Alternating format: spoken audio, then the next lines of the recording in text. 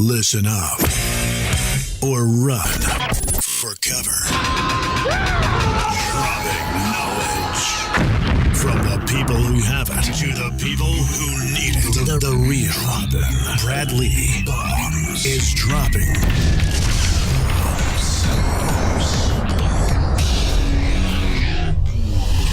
What it is, Brad Lee back again with another episode of Dropping Bombs. Today in the studio, folks, I've got a real treat. Now, you might be thinking every day I say I got a real treat, but today I've got a real treat. Mike Makabi. I say Makabi.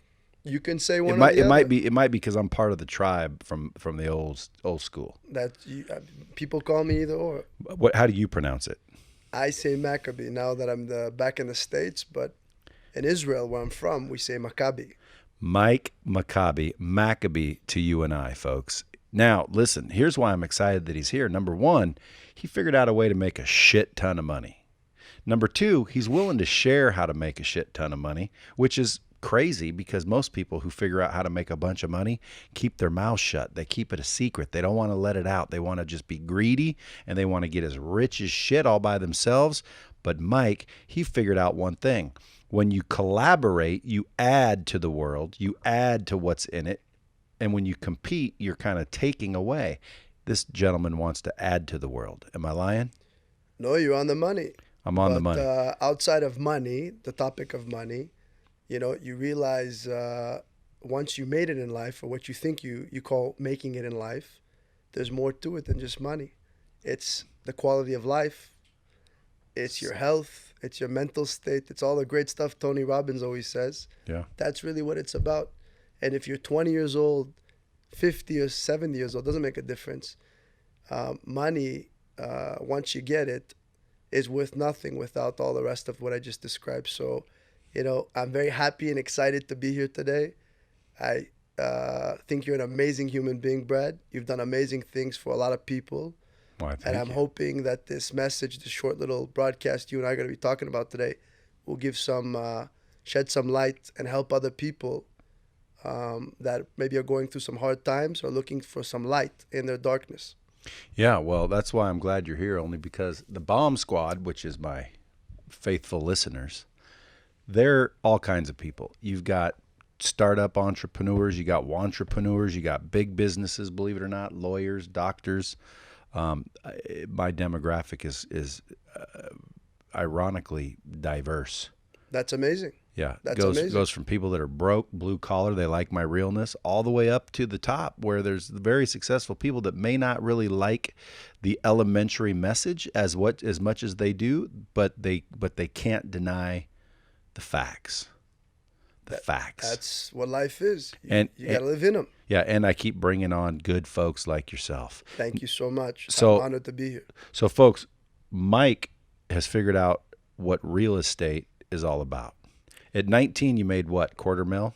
Yeah, somewhere around there. But more important, again, than the money was, I realized quickly, and I've been into many different businesses, but my core business is commercial real estate. And unlike traditional real estate, and a lot of the guys that are out there talking about it, commercial real estate is very unique, especially commercial industrial real estate, which is a very underspoken about industry. It's a very niche segmented part of this giant country and world. And I wanted to shed some light on it and let people know that there's a great deal of opportunity sitting beneath your nose. And most people don't know about it. And I made my success in it, and I'm doing very well in it, thank God. I'm in my growth stage and expanding. And so I think what I wanted to talk about was really that a lot of people have a misconception that real estate, you need a lot of money, you need a lot of connections, you need a lot of experience. And the truth is, sure, you do need a little portion or maybe a handful of each of those things. But the most important thing, whether you're in real estate, you're selling training technologies like Lightspeed, beautiful, magnificent company that it is, ultimately, it's about knowing why you're doing what you're doing, which most people don't stop to think about because they're all about the buck and not why they want the money. The why is what's going to keep you motivated. and persistent. What was your why? Survival. That's a strong one. You know, I'm not going to make it sound out to be like I was some poor soul from Kuwait or the other side of the world that didn't have what to eat. I actually grew up in beautiful Southern California. My dad was a very successful contractor and developer. Regretfully, he went bankrupt, like most business people can. Willingly, unwillingly, it happened. And I went from living a nice life to all of a sudden overnight, it was very difficult. And so I had to fend. And lucky for me, and I was very lucky, I had very good, strong mentors in my life, family, cousins that brought me into this field. And I remember going to college, and I was told, listen, man, you can't go to school. You can't afford school. You got to go and grind. You got to go make money. And I was fighting with myself. What do I do? Should I stay in school? Should I go work? Ultimately, you know, I decided to make the jump, leap of faith, which requires a lot of courage. In business, you need to have a lot of courage. And I got into real estate. I got my real estate license at 18. And that's where I started. I started transacting on commercial real estate. I didn't work for family. I worked for an anti-Semitic genius in downtown LA. And he taught me a lot of what I know today. And a lot of things you and I discussed earlier, I learned from him. And I made a good chunk of money for a young man. But the unfortunate part was I didn't have a lot of guidance to grow. And he didn't really help me. He didn't give me any leads. He didn't tell me how to start. He didn't point me in the right direction. He just said, listen, here's an opportunity. Go figure it out. If you manage to survive, which is the key word here, you'll succeed. This is a great business. So fast forward 2-3 years, I ended up leaving this gentleman because him and I couldn't see eye to eye. He couldn't come forward and see me grow, which is something you learn along the way when you work for people. You know, a lot of people keep you with a thumb on top of your head or a finger on top of it. They don't want to see you grow.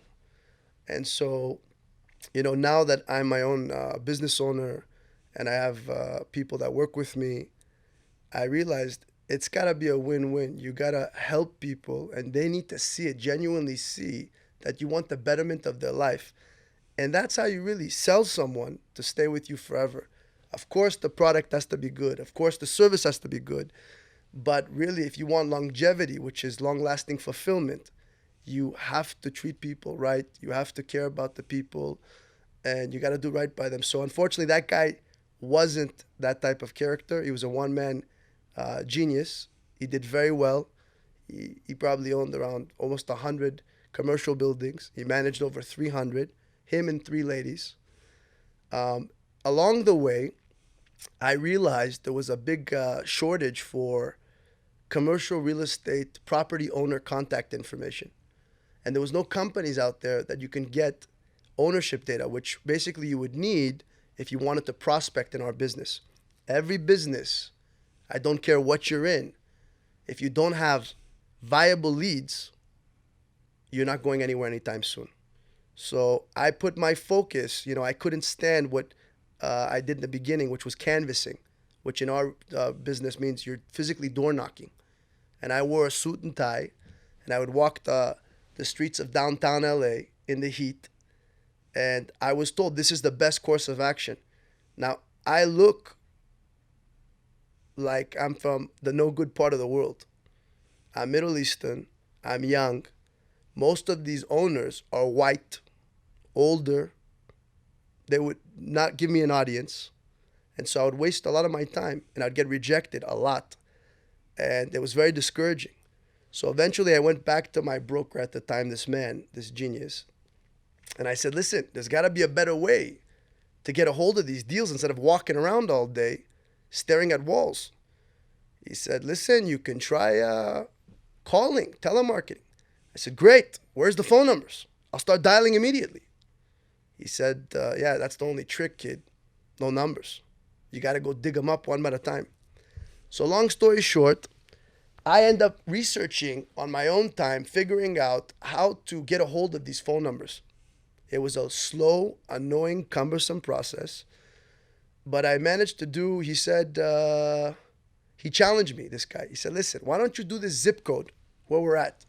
Go figure out who all these owners are. Call them and go make a deal. If you make a deal and you prove to me that you can do all this work, I'll invest in this new idea, which I solicited at the time. I said, why don't we create a technology company for property owner contact information in commercial real estate? Because it hadn't existed back then. This is 2004 I'm talking about. That's when I got into the business. And long story short, I end up closing several deals from that list. I kind of faked it till I made it, and I ended up making a good chunk of money. And I said, okay, it's time to come through with your wager, with what you told me. He didn't follow through, and I was very disappointed, disgruntled as a young man. I looked up to this guy. I took my money, whatever I had made, and I walked, and I never looked back. After that, I opened up my own firm, and I put all my money into building this technology. Imagine me trying to make a light speed at 20 years old. Nobody to help me. I had people on my back I had to carry at the time. And I burned through my capital like a lunatic. My short little $250,000 became nothing, and then I ended up going into debt. I went into debt. I failed miserably in my business venture, and I was really scared. I was in a place where I thought I knew it all. I realized I was a dumb idiot kid that knew nothing. And the acknowledgement was in itself a huge accomplishment because, you know, when you come across money quick, you think you're a maverick, especially when you're young. But then if you don't have guidance and counsel in life, you realize how stupid you are and how quickly you're going to tumble down. It's like running. So I ended up getting a phone call from a friend. He ends up asking me for a pickup truck, some help to go deliver a new product. It was a patio heater. It was those new, I don't know if you've ever seen, I'm sure you've seen them. They're triangular pyramid shape with a glass tube in it with the flame. Yep. So we innovated that product. Not going to drop names, but that was our product. We brought it to the country. And then from that one day, I ended up starting to work for that company, which we started 4 people. And that became a huge success. It was a family-run business. I stayed with that company for 7 years. All my life, except maybe when I was a kid, I never, ever had an employee-paid job. I was always 1099. I was always out to get it. I had it. It was in my nature. I didn't believe in trading time for money. And so even when I was really down and I was up against it and in debt, I decided to take a sales job because I couldn't just live with myself knowing that if I go into this debt, I'm going to have to work every day, clock in, clock out, and that's it. That's my life. So we ended up making a good deal of money, and regretfully, at the end of that term, I left that company too. There was a power struggle, an ego balance between a family-run business, which almost nearly destroyed the company. And so I left, and an opportunity came about, and I got back into commercial real estate. I was always in real estate. I was always investing in real estate. I was always transacting in real estate. But for a period, I went to work for this company. I ended up becoming the number 2 of this company. And all of the deficiencies that I didn't know how to handle as a young man earlier, at 20, 19, 18, I got to learn from 22 to 27, 28 years old. And in that period, I learned, logistics, manufacturing, design, customer service, litigation. God, how I love litigation. Financing, accounting, you name it. To run a company, you figure it out, you learned it. And then I realized this was what I was missing. I needed the education. You see, you might have a great idea. You might even have money. But if you don't know what the fuck you're doing, you're doomed to fail. So that's why I'm a strong believer and what Lightspeed and what you're doing here, what you're representing, is you're helping people get educated. And all of us, we have our own little stories in life and our own little successes. I'm a nobody. I'm really a nobody. But I know that there's a lot of people out there that this might resonate with, that can take advantage of my little life insight and apply it for their own life and get ahead. And ultimately, that's what I'm here to talk about. So after I got back into real estate, I came across a brokerage. I became a partner in that brokerage. And there was a young gentleman, African-American guy named Brandon. I'll never forget him. He was licking stamps on postcards. And I told, he was in a conference room. I said, Brandon, what are you doing? He said, listen, Mike, this is a great way for me to prospect, to find owners that aren't currently listed on the marketplace to list their property and broker a deal. Now, at that point, I'd done a lot of forms of marketing, trade shows, telemarketing, magazines, online marketing, but I never did postcards. I couldn't sleep that night. This kid made me think. He said he ended up closing a deal. He sent out like 500 envelopes or postcards, and he got a couple leads, and it responded into a deal. And I said, if we could only scale this, it would be interesting, and maybe change the creative, the content, to be more insightful, geared towards what a commercial owner would want. So we changed the postcard to a letter. The letter became 4 pages. The 4 pages were a letter of intent, or LOI in commercial real estate, we say, in business, we say. It was to acquire the building. So I went on a journey over 2 years of trying to gather property owner information, property information, gathering a team, building really a scientific technology behind the art of prospecting for commercial property owners. And I did it in Los Angeles to begin with, because that was my core, my mecca. And now today, fast forward years later, I do it all over the country. And now we have an amazing marketing company that solicits off-market property owners anywhere in the country. We generate and we pre-qualify through magnificent automation and technology, something that no one else in the marketplace today is doing. We offer everybody that works with me, all of my agents, because we run a commercial real estate brokerage, which is another company of ours called MTIP, which stands for Make the Impossible Possible. And we got offices in LA, in New York, and Miami. But the idea is really to get people these off-market deals, have them negotiate these deals for our acquisitions fund, which is called BroadBridge. BroadBridge is a commercial real estate acquisitions fund that we built back in 2014. And so basically we do all of this in-house work for ourselves and for the people that work with us. And at some point I realized, wow, this is so successful. This is making so much money. This is amazing. But I became complacent. I was like, let's spread the word. Let's get this out there. Let's recruit people and get people that are genuinely interested to transcend their lives using this magnificent tool called commercial real estate to build generational wealth for them and their families and their lives. There is no business, and I don't care in what business you think you're in or you're heading towards, that could make and sustain this level of income in the entire world. I have met, and I know very close friends, they do tens of millions, hundreds of millions. I have billionaires in my family. There is nobody I know that has made this level of money outside of commercial real estate.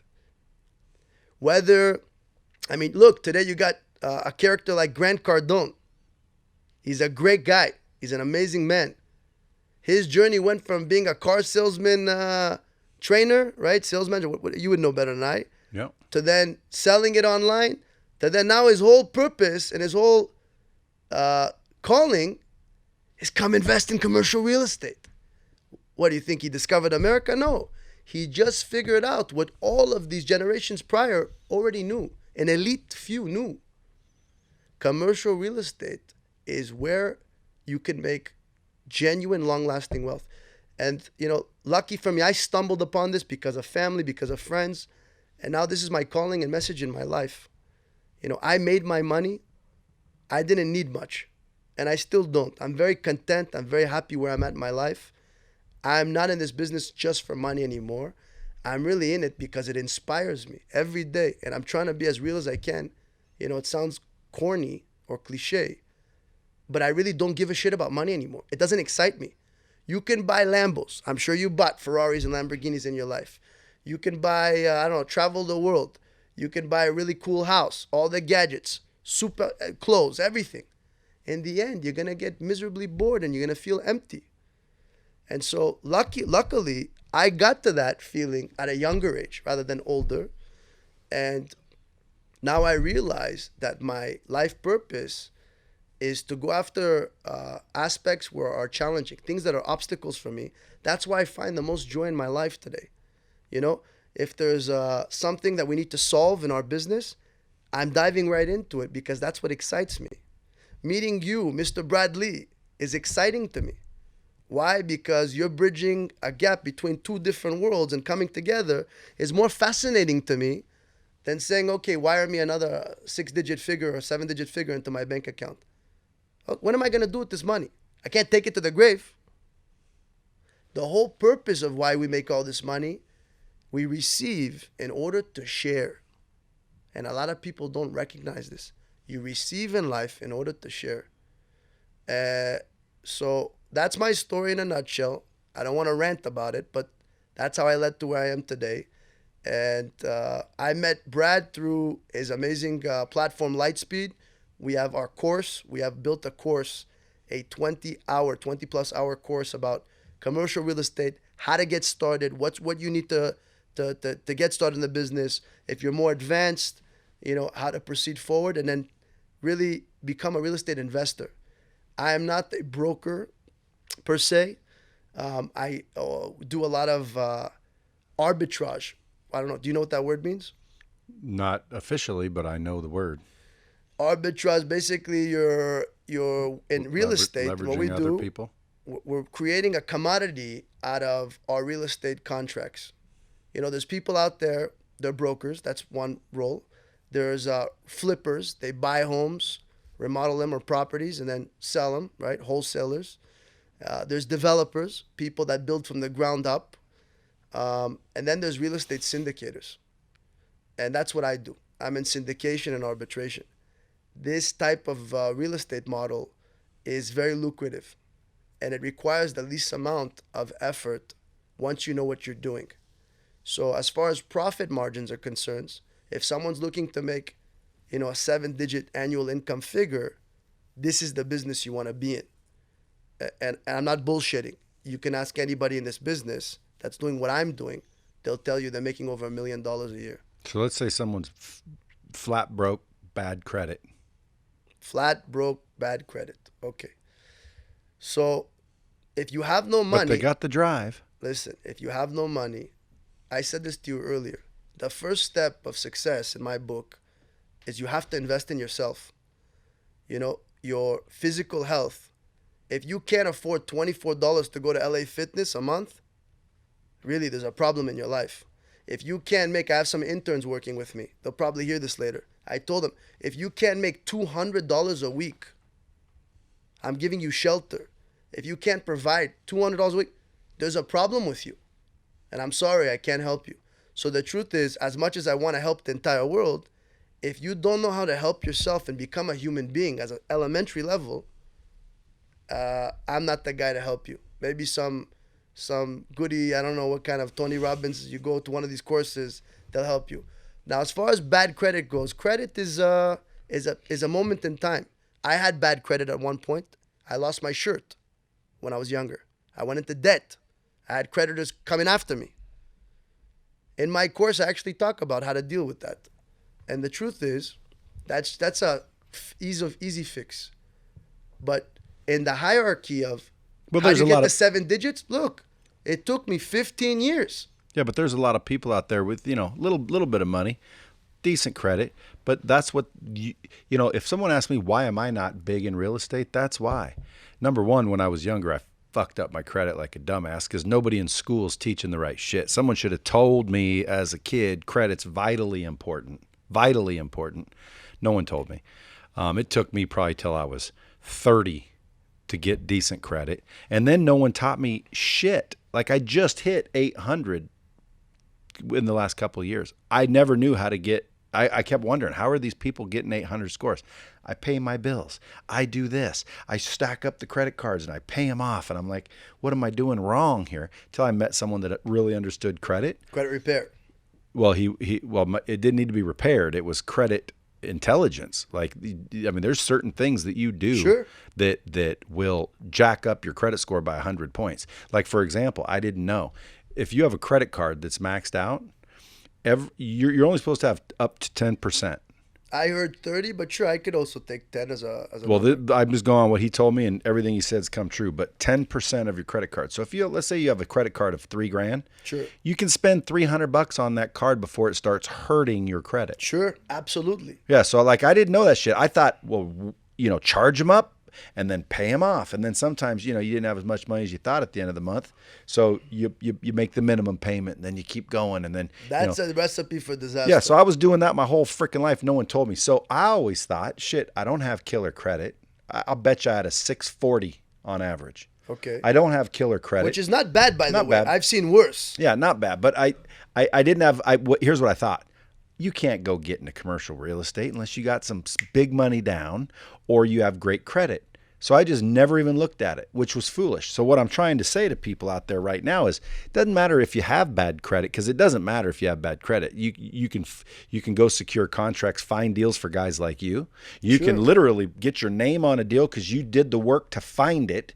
It's not even your money that's funding it. Sure. It's not your money at all. You lock up the option to sell it, right? Well, There's those. That's arbitrage, right? In a way, it's like what you do in stocks with options. For those people listening out there that do stock options, it's a lot of money. It's higher risk. You're risking your money, your own capital, to try to flip that option and make money off of it. In real estate, you can really get to a point where you're not risking any money. Because what happens if I find you've had this building for 15 years, you're kind of tired of it, you want a lump sum, you're ready to retire. I come rolling along and I say, okay, you want 10 million, and I say, give me 90 days to do my due diligence. I'm gonna walk you through, but I want to address your credit thing. I want to tell you one more thing about credit for a lot of the listeners out there that could help them. One of the easiest, quickest ways to bump your credit very, very rapidly is go to your friends and your family. Anybody that has good credit and a long history with deep credit lines, and ask them to add you as an additional cardholder. That's the simplest, easiest, fastest way to bump your credit score, and for the other creditors to solicit you with offers for new credit cards. So that's a little trick that I learned at a young age. My story with credit, I had no credit at 18. I walked into Chase Bank. I had earned a chunk of money on a real estate deal. I took $10,000 cash, crisp, nice, put in my coat jacket, walked in, and I said, I'd like to open an account with your bank. And I'd like to see your bank manager. I act like a big shot, and I really was trembling in my little shoes. I didn't know what I was saying. I thought I'd try something. Bank manager comes up to me. How can I help you, sir?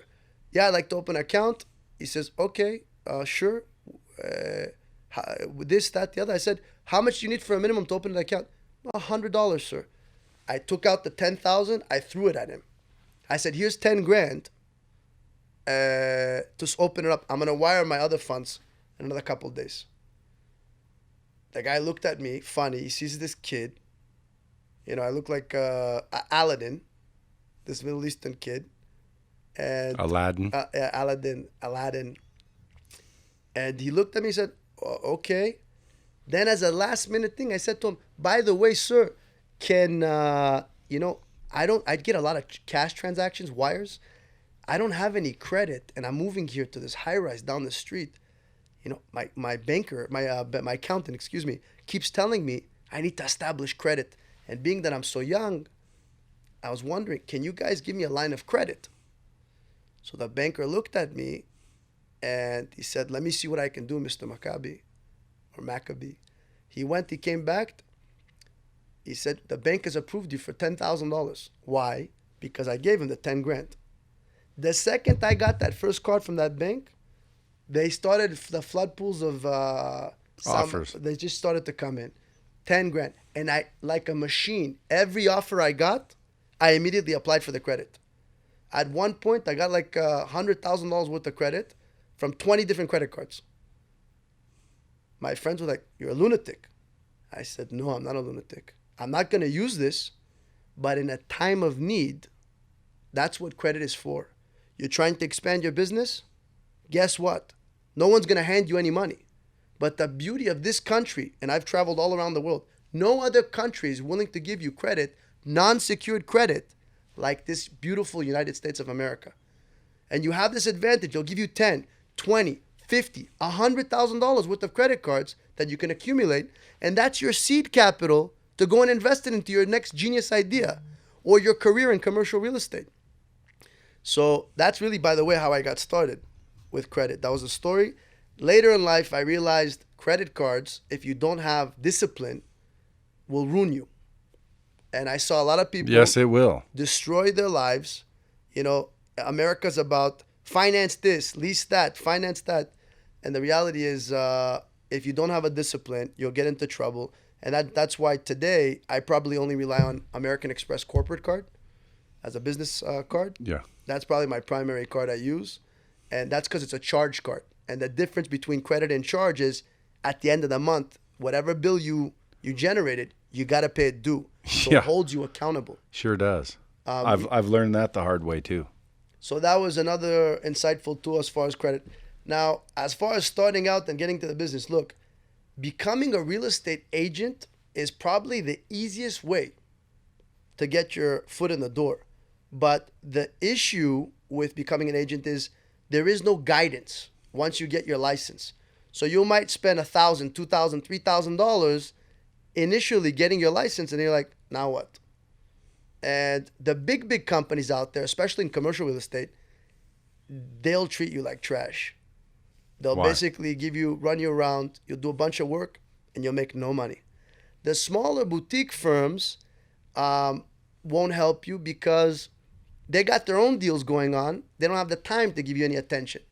You would think they would, but they also don't. So you're kind of shit out of luck there. And you're scared and you're hesitant to like, all right, should I go pay for a course? Now, today, we're very lucky. We have the internet, there's YouTube. Now there's all these amazing people. Like I mentioned, Grant Cardone, his course. I paid for Grant Cardone's course. I paid for his How real was estate it? course. It was very, very good. It was very rich in detail. I highly recommend it. But ultimately, I realized he's charging $10,000 for that course. And it's worth every cent. And the reason I say that is because people don't understand the amount of wealth you could make in commercial real estate. $10,000 is a pin drop in the bucket of the ocean. That's called commercial real estate. But when you're starting out, you're freaked out. 10 grand? I would never spend 10 grand.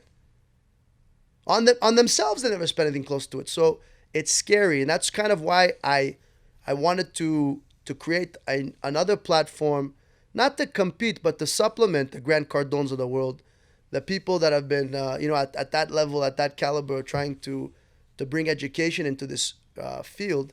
I realized I got to make it more affordable. But at the same token, I also realized, and this is a course of hiring and training and growing and recruiting, if people don't pay for the education, they will never value what it is that you're saying.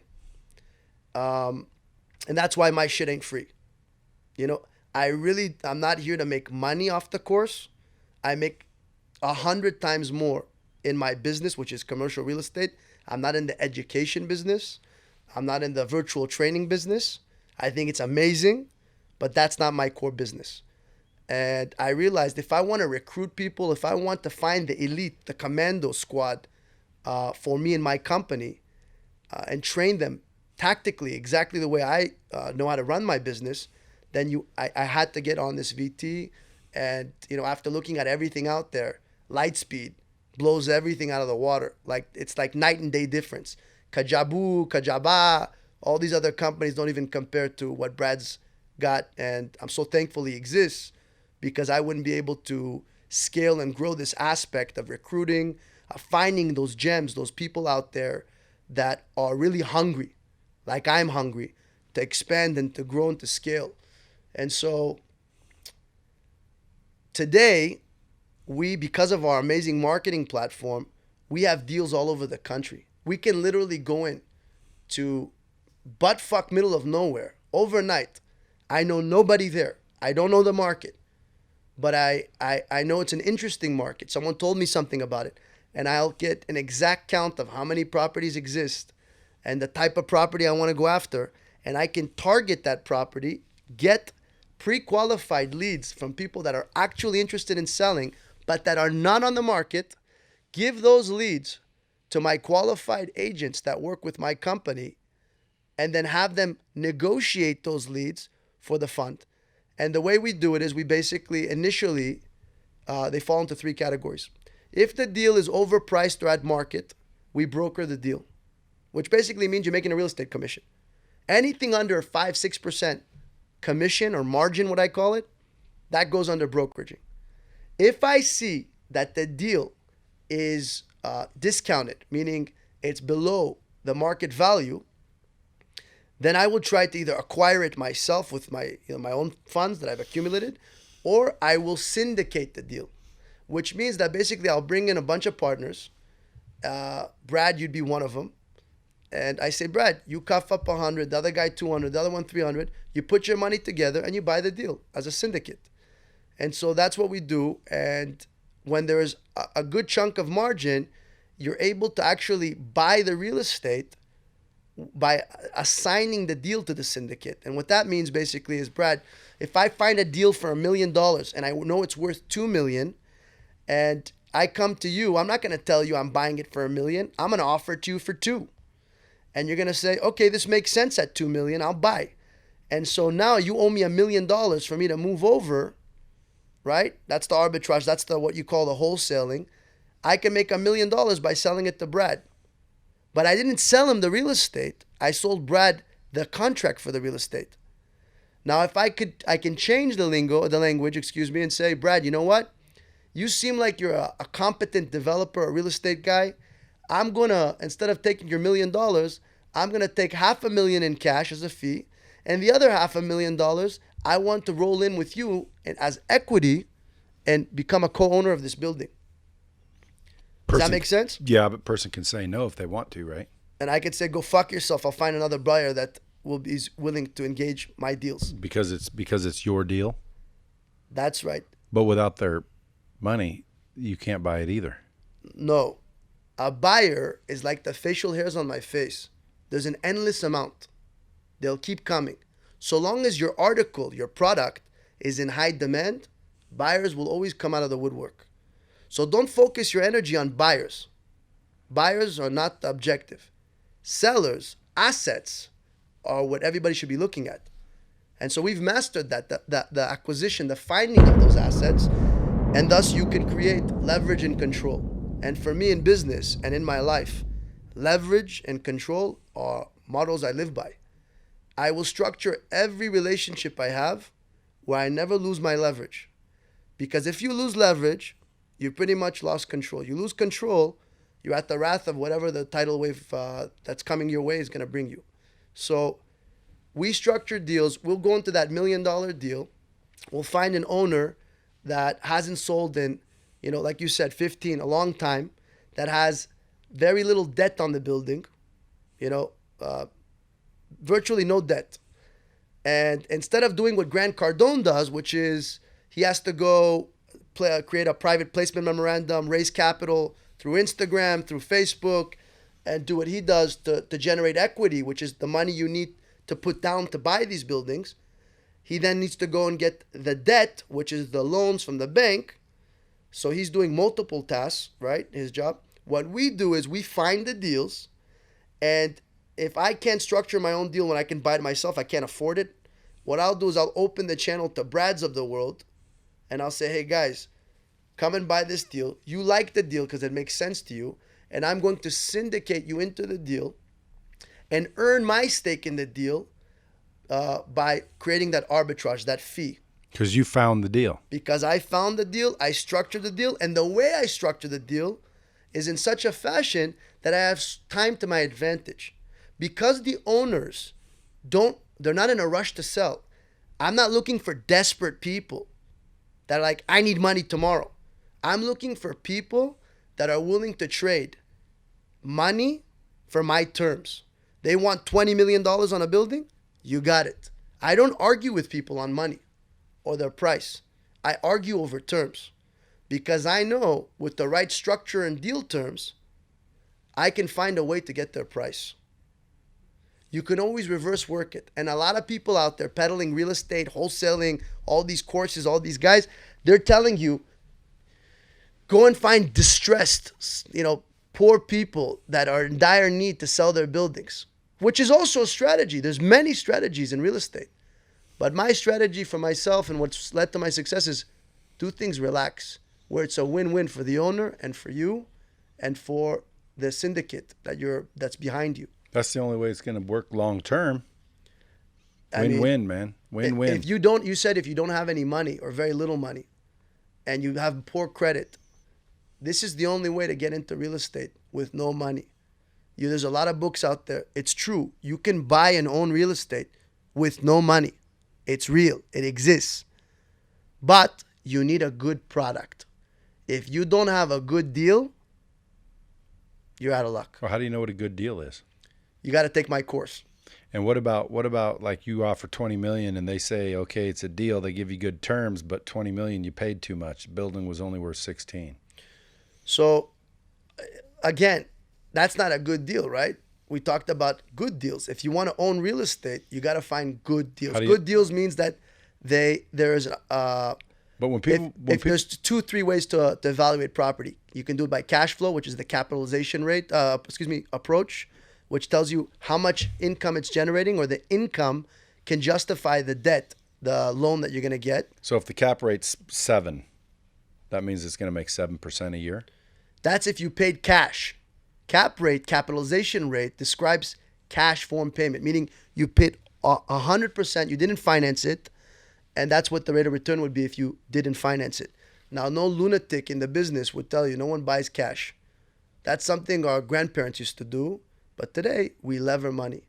And even though I don't have enough time and there's no chalkboard behind me to explain it, but the math, by leveraging your money, you can make exponentially more on your rate of return. You still use chalkboards? Absolutely. Why not?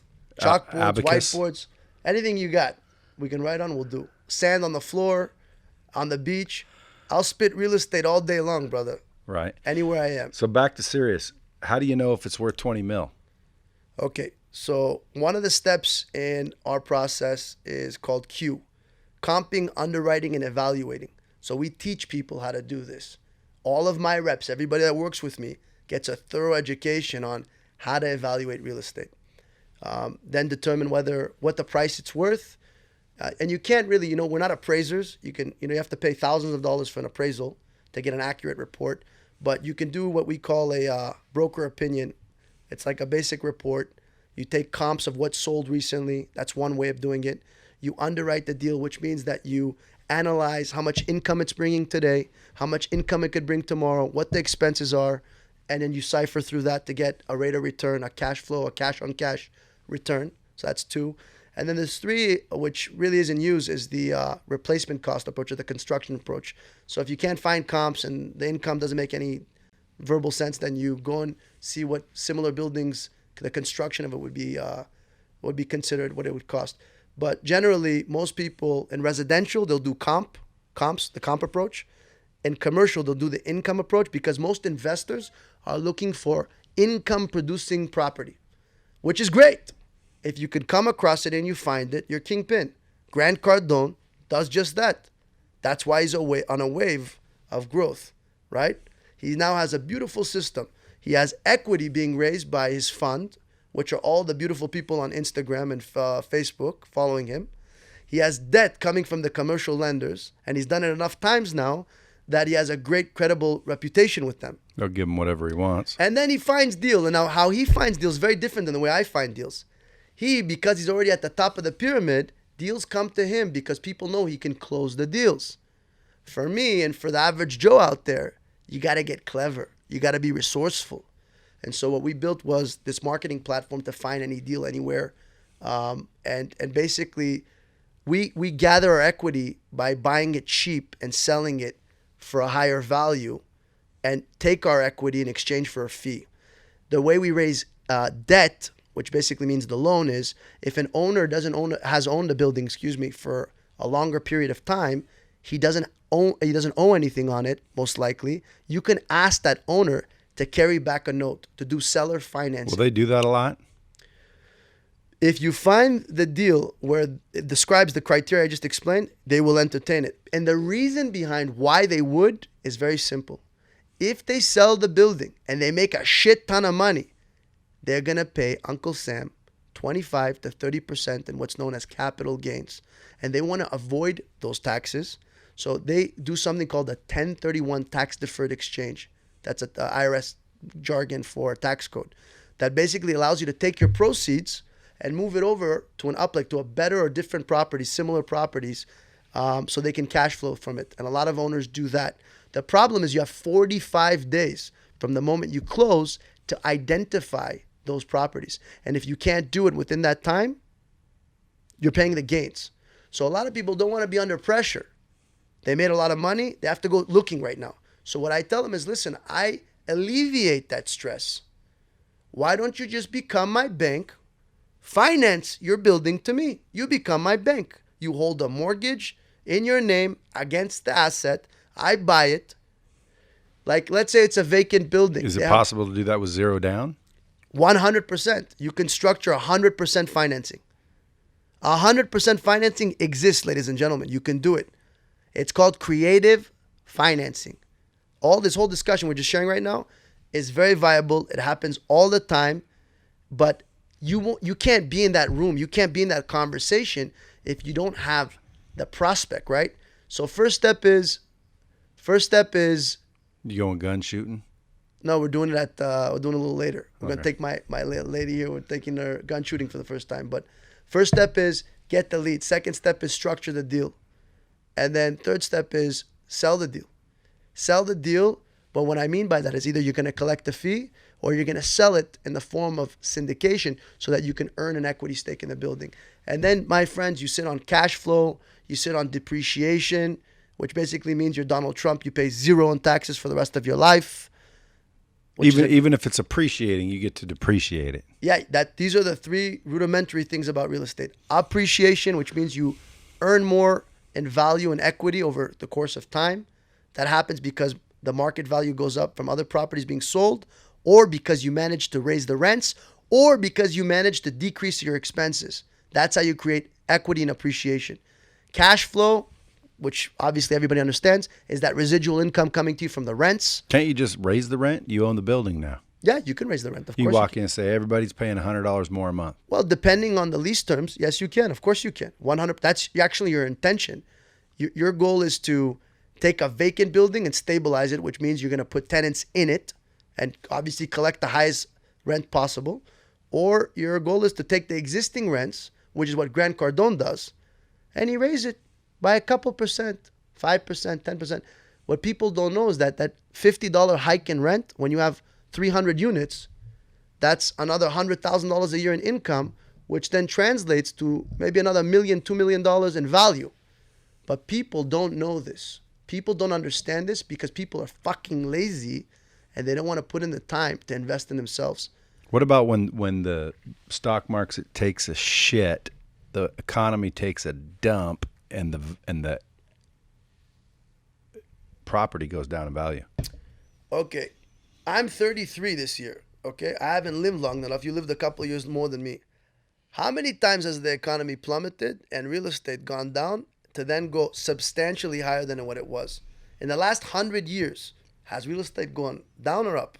Well, here in Las Vegas, okay, I don't remember the year, but there was a time where like I was renting this house and it was only like 160 grand, this house. Nice house, but 160 grand. The owners wanted me to buy it. They'd finance it the whole 9 yards. Okay. Now, this is a long time ago. No, it wasn't that long ago, but it was a while back. Okay. And so I said, well, let me think about it. And within 2 months, the market was going nuts. Remember that? What was that? 6, 8, 2008? Yeah, it was 2004 to all the way up until 8. Yeah, so maybe 2004. So I'm sitting there. Let me think about it. A couple months went by. Everyone's hyping me up. I'm like, okay, I'll buy it. I go back. I said, okay, I'll do the deal. They said, well, we want 240 now. I said 240. It was just freaking, that's ridiculous. Sure. So out of principle, I told them, screw you. Like, you're not going to rate me like that. So I sat there and I still was renting the house. Like 2 or 3 months later, everyone said, dude, you're stupid. You should have bought the house. You should still buy it at 240. I said, okay. I call him back. I said, okay, I want 240 for it. He says, no, it's 320 now. I said, dude, it's been a couple months. What are you talking about? He said, dude, that's just what the value of the house is. So I never bought that house. I got pissed. You're very lucky you didn't buy it. Well, back then over here, we bought a house over here in Seven Hills, $195,000. I had to give it to my wife, or my ex-wife, but she sold that house for $600,000. She took $400,000 and went and bought over here a house in Royal Highlands right here they were asking $600,000. She put $400,000 down. I don't know if that was smart or not, but she put the $400,000 from that house into that house. Okay. And now it was worth $600,000. At one point, she was offered $1.4 million for that house. Now that house is worth $400,000, $500,000 tops. So it's never came back from the 04-08 bubble. It's never went that high again. I remember buying, first of all, first mistake number one, and Grant says it, and I actually agree with him 100%. You never buy where you live, ever. Because every month when you pay that mortgage, it's not paying you back. You're not making any money on this house. And if your sole remedy is just appreciation, then it's a disaster deal. You need cash flow. You need income-producing property, which means you go and buy a building, even if it was a house, which I don't agree with because I can't stand residential real estate because of the things you just said. Yeah, but it's never been back. It's never been worth that since. Look, man, people keep shachsharing, which means they keep fornicating, right? Children keep popping out. More people on this world, less land to stand on. Real estate will only go up in value over time. Well, historically, that's a fact. But how long does it take? Because if you buy a property for $20 million, then the market takes a shit, and all of a sudden it's worth 16. How long do you have to wait until that thing's worth back to what you owe? Risk versus reward. I told you the story. $100 million building. 4 years later, $500 million. Timing plays a factor when you're taking risk. Do you think the market's going down or up right now? I think it's going to keep going up for a little more. There's a period it's going to go up. Residential real estate is a very versatile side of real estate. And is it about to tank? I don't know about tank, but it's gone up a lot over the last decade, and I think it's going to slow down because I don't know how people can afford these rents. There's also saturation. Like I live in Miami, there's a shit ton of inventory. Like I live in a place in a penthouse that you rent. I rent 100% rent, and I'm so thankful I do because the woman that owns my condo, she's losing $1,500, $2,000 a month renting it to me. Because the rent won't sustain Yeah, and her appreciation is a joke compared to, like you just said, in residential, it doesn't work that way. You can't see this massive explosion of sustainable appreciation. In commercial, multifamily, industrial, retail shop, there is where you can make spurts of massive equity and gain. Is it all location? No, it's location, of course, is very, very important, but it's also just demand, supply and demand for its inventory. Commercial real estate, industrial real estate, it's a small fraction of our economy, and there's a high demand for it. What do you think Amazon is doing today? They keep building out warehouses. Yeah, a buddy of mine, dude, he erects, now he's erecting warehouse space. There you go. He bought 3PL, it in the past. three-party logistics. He's making a shit ton of money. All he does is basically like Copenhagen, the chew company? Sure. They make chew. Sure. They ship out their pallets and pallets and pallets of Copenhagen that goes to all the stores where they just go in there, set them down, and then deliver them to the stores locally. And that's all he does. They just rent his warehouse to leave their shit. Domino's, all the pizza boxes. That's called third-party logistics, by the way. Yeah, that's what he's doing, and he's killing it. He just put up another 2 million square feet. Now he's building. He's buying the land, and he's building it. And it's just hand over fist. That's why I'm in love with warehouses, because they're so goddamn versatile. And he said Amazon is leasing all of it. There you go. E-commerce, because of e-commerce, and it's only growing, by the way. E-commerce is now 11% of our economy. $6.4 trillion in retail sales this country does. 11%, I heard from last article I read, was based on e-commerce. And it's on a growth, 1%, 2% a year. So where do you think these people are going to stock this? Retail, which is shopping centers, are going to go to shit, which those are going to actually transform into warehouses, by the way, micro warehouses. Everybody's buying online. There's a huge demand for industrial. If you can go in your local market, find an industrial warehouse and rent it out to a third-party logistics facility or a micro facility or even a guy selling fucking shoes on eBay. But why don't they just go buy it? What do you mean? Why don't they just buy the damn building? They do. You could then go broker them and go make money that way too. Because there's such a high demand, it becomes valuable. Just demand alone. Forget cash flow. Forget the Grant Cardone system of income. If you can find a product anywhere in this country where you know there's a surge of demand for that type of product, you're going to make money. You can make mass loads of appreciation. You can own that real estate with the guy you're selling it to. So I got a guy showing me a building in Portland, Oregon. Okay. It's right downtown Portland, Oregon. Nice area. It's 3/4 full. I think they wanted $30 million. Okay. Why isn't it selling? Because they can't get the note. So it can be considered distress. Underwriting, this whole term of underwriting, banks have to underwrite your deal. And if I think it's 5 or 10% vacancy on a building, they won't approve the deal with traditional financing. So that means you have to come up with more down payment. Now, most investors in real estate that are savvy, they have options. They're going to say, I got $10 million. Where am I going to put my $10 million that's going to give me the highest ROI, return on my investment, cash on cash? So if they tie up $4 million on this deal, Explain cash on cash. Cash on cash is basically what I call net cash on cash before taxes. Is basically what you're earning, the cash flow, minus all of your expenses, your debt service, which is the loan you get, whatever you're left with, that little nugget, that money, you divide it by your actual initial investment, your equity. So if you buy $1 million building and it's making $100,000 a year, NOI, net operating income, and you put $1 million, you're making 10% cap rate or 10% cash on cash.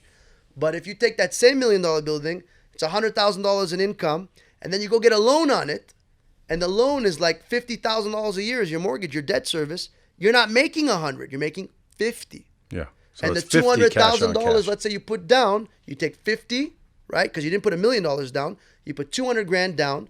You take your 50,000, you divide it by your 200, your initial thing, and then that's 25% cash on cash. And that's really what people should be looking at when they're evaluating a deal, is based on that income. So the reason you can't get that deal's not selling. One of your staff offered me a deal today, and I realized quickly the deal's not selling. Looks like a very good deal. Brand new construction in Atlanta. The reason it's not selling is because they cannot ascertain the financing. People can't, a bank will not lend on it unless you put more down. And people don't want to put down, because the more down you put, the less leveraging capacity means you're making a smaller ROI. People want to put, if I told you, Brad, come buy this building for $1, you would say yes, right? And it's making $100,000. What's the ROI on $1 versus 100,000? Shit ton. A shit ton, right? But if I told you got to put $1 million, you're making 10%. Doesn't sound as juicy. I like 10%. We all like 10%. Actually, by the way, folks, 10%, any double-digit return you can make in real estate, you're kingpin. That's pretty good. Yeah, I like it. So my plan is to obviously get into real estate. I'm going to dick around with you on some things on multiple fronts. But what I've learned over the last 3 to 5 years is if you're not in real estate, you're probably a fool. That's one way of looking at it. I'll give you a more optimistic view. All roads will lead you to real estate. You're a doctor, where are you going to dump that money? Real estate. You're a stock trader. So how do you get hurt? I got a stock trader. This kid's 24 years old. His name is Umar Ashraf. Look him up. He's a great kid. And he's making millions of dollars doing stocks. finally, after a year, I tell him, bro, you're going to pay some heavy taxes. He goes, yeah, I know, Mike. I got to start dumping into commercial real estate. Like I got a kid here. He's like 20. He's doing drop shipping. I was telling him about, multifam and whatnot. And he said, dude, I don't have time to do all that. I said, dude, I got a buddy of mine, because I got a buddy that's starting to do this. He said, put me in for $500,000. So he'll throw in $500,000. I throw in $500,000. You throw in $500,000. My other buddy throws in $500,000. That's $2 million. Now the question is, what's $2 million buy? Well, shit, dude. You normally it's 30% down, right? So that'll buy a $6 million building. No. Close. $15 million building. No, if you $2 million. Hold on. That $8 million building. Okay, that's 25%. Yeah, 24. Let's say whatever. So Okay. that'll buy $8 million building. And That's the $2 million, if you're making cash on cash $200,000 a year, to me that's a deal. That's a steal. So then the guy that put in $500 would be getting back $50,000 every single. Like, what does it take 10 years to get your money back? No, it would take you 4 years to make your money back. On 50? No, sorry, on 50,000. He invested No, 50,000. he's going to invest $500. And the income is $200,000 a year. Yeah. So we all get years. 50.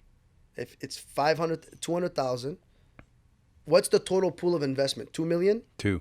So he has 25%. The income is 200,000. So he gets 50,000 of it. It takes him 10 years. Yeah, that's not very good, is it? I don't know who said that's not very good. Are people fucking living in delusion town these days, man? Well, don't you want it back in like 5? For me, you're talking to me personally, I want my money within 90 days returned and 30-fold. That's me. But if you don't know what the fuck you're doing and you don't know real estate and you're just some investor like you just explained, I would be sucking your tit for 5-year return. That's a great deal. People don't understand the value of how hard it is to get this education. And now it's being served to you on a silver platter. At MTIP? Absolutely. Absolutely. And if those of you guys who have a real desire, a real hunger to learn how to grow into this business, I'll bend over backwards for you. That's how motivated, that's how inspired I am to attract people like you. Talented people, hardworking, hungry, disciplined, which are the most difficult people to find these days. Everybody's out for instant gratification. Yeah.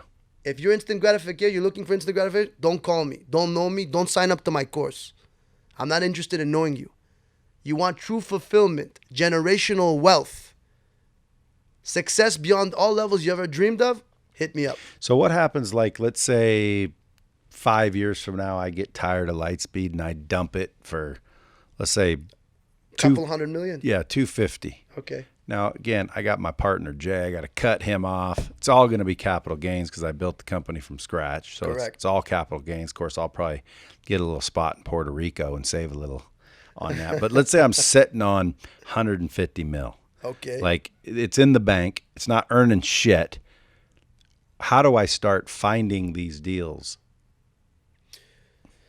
Look. Because if you ask me, if you invest 150 mil at 10%, you're making $15 million a year and you can blow that money. See, the reason why people go broke when they win lotteries and shit like that is because they get this lump sum of money, 10, 20, 30, 40, 50 mil, whatever it is. I mean, there's chunks that if you get, you're never going broke, even if you're a dumbass. But you'd be surprised. But in most cases, the reason why people go broke is because they go out and buy the houses and the cars and the trips and the loans to their family that are never getting paid back. That's right. And they go out and they donate and they're just living this high life because they have this money, and that's what you think unless you're educated on finances.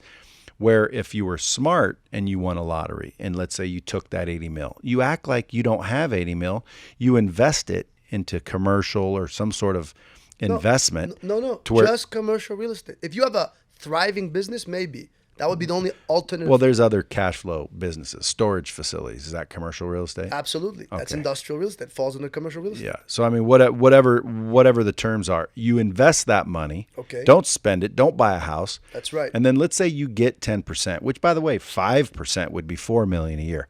Now, on that $4 million, if you were smart, you'd live on $1 million and just keep growing it. But let's say you were frivolous like me. You like to enjoy life.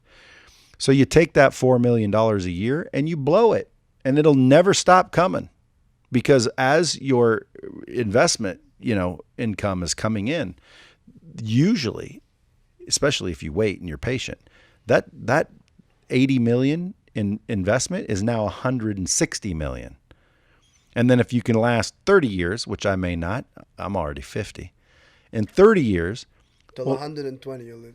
Yeah, but now it's 180 mil. That's what generational wealth is. You give it to your kids. Yeah, but your 10% return goes from 4 million to freaking 8 million. 10%. I'll tell you what's going to happen. Your 10% became 50% after that much time. Why? Because as the time goes by, it's the advantage. Your rate of return increases over time. Yeah, because it's paying off the debt. It's paying off the debt. There's appreciation. The rents are going up. Your costs, your operational costs for that building potentially might even go somewhat down. You're always probably going to be making, generally speaking, more income than you are going to be spending, obviously, to make the positive cash flow. So that goes up. So last question, only because this is just the free shit for when the bomb squads listen. If they want to learn more, they can go find you, sign up for your course, and end up making themselves 7 figures a year, because the information's there. It's not if it'll work. It does work. It's a fact. And you're not even charging enough, but that's irrelevant. I like to help people, so I'm not going to, argue over what you're charging. But obviously, dude, I would give this service for free if I knew that the people listening had what it takes to see it through. Well, I would tell them to reach out to you, but you fucking canceled your Instagram account. No, I didn't cancel it. My Instagram is still my name. It's Michael Makabi. That's my handle. We also have one for our brokerage, MTIP Real Estate. You can find us. I'm not gonna lie, I don't handle my real estate, my Instagram account. Michael Makabi, Makabi. But go hit him up. Hit him up with the hashtag Bomb Squad. Go check him out. But here's my last question before you run out of here and go shoot guns. The whole houses are a bad investment. I know people that own 40, 50 houses. I do too. They're renting them out, and they've made a fuckload of money. And their equities increased. Now everybody's happy. They're fucking happy as shit. So why do people keep saying it's a bad investment? Okay. Do they mean compared to? Yes, it's compared to.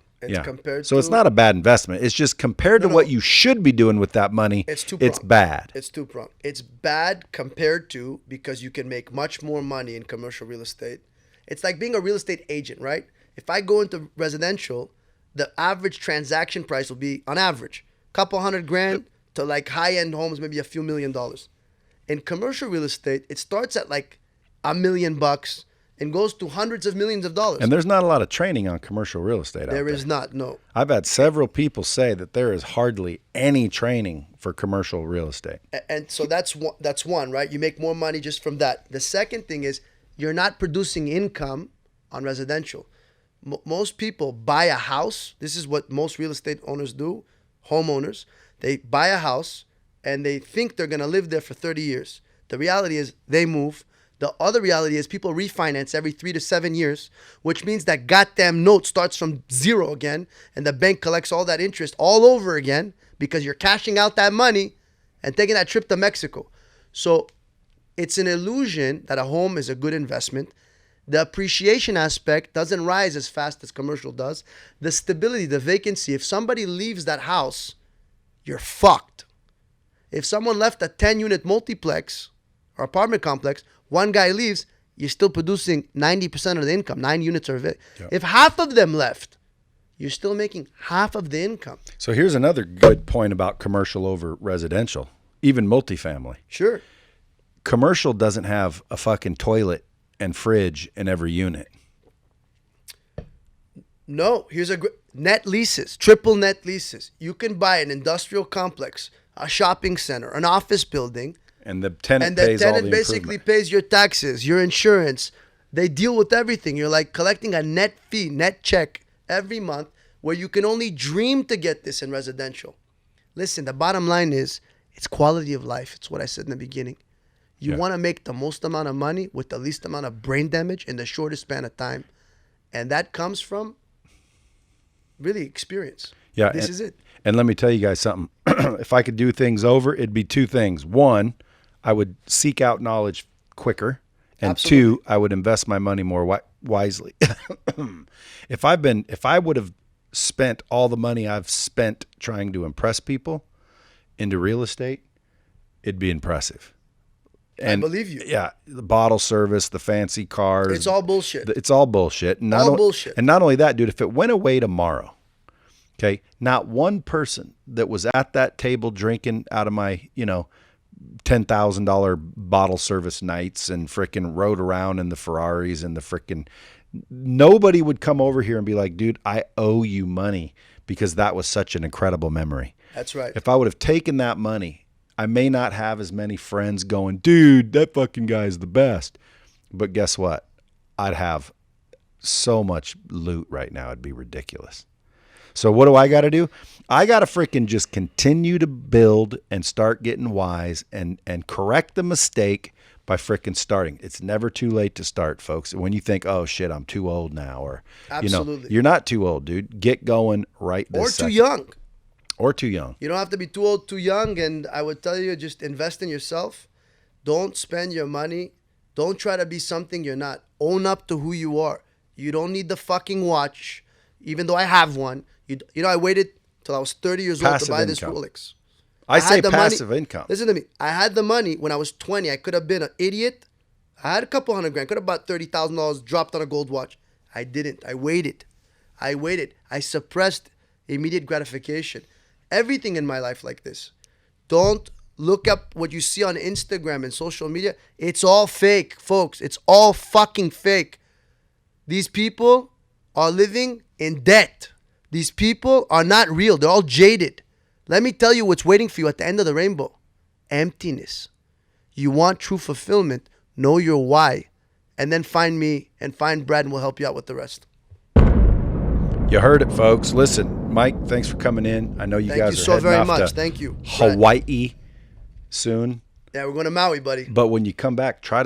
Are you coming back to LA or are you going right all the way to No, Florida? but I'm going back to Paradise, Miami. Next time you got to come join us. Well, I will, because like I said, dude, I want to have a further conversation. I can definitely build a big squad. I can definitely do that. I want to learn the shit that's going on. I want to put a little dough, start getting my feet wet, and so 5 years from now, I'm not going, damn, I should have done that sooner. Because my big play. I think you're tired of that sentence. Well, just my big play is going to be when I exit here, or just blow it up to a point where now I have to do something with my excess cash flow. Because I mean, like up till now, dude, I've put it back, I've blew it, I've been a dumbass. So remember that, folks, when you're listening. There's never a time that you would just keep fucking it up because you've been fucking up so long. You might as well keep fucking up. No, as soon as you hear this podcast, share it with people you love. If you got any huevos or you're ready to take a shot, go hit him up, hit him in the DM, #bomb squad so he knows where you came from. And let's get some quality of life. Because let me tell you something, guys. I've made a ton of dough, and being gone from your family, not being able to take the trips, like back in the car business, dude, when I was making about, $300-400 grand a year. That's right. You in the car business. Well, I thought it was all the money in the world because I had a fucking ton of it. Because my nut was maybe $5,000 a month. That's great. And I was just making all kinds of money. But guess what? I remember those days. I was blowing it. And I was also never available. Like I worked every single day, all day. Like to take 2 weeks off was impossible. You'd get fired. You'd lose your job. Absolutely. So having a bunch of money and no way to spend it is also a bad deal. So even if you have a bunch of money, but you can't enjoy it, you have no family life, you have no relationships, your health, you can't help any. Well, your health's number one. Health, man. But folks, pay attention, man. When you guys are listening to podcasts like this, it's from people that have already learned the hard way. You ain't got to go learn the hard way. You just fucking listen to people that have already been there, got their asses kicked, and now are nice enough and brave enough to share it with the world. Appreciate you, man. Thank you very much, Brad. Until next time, kids.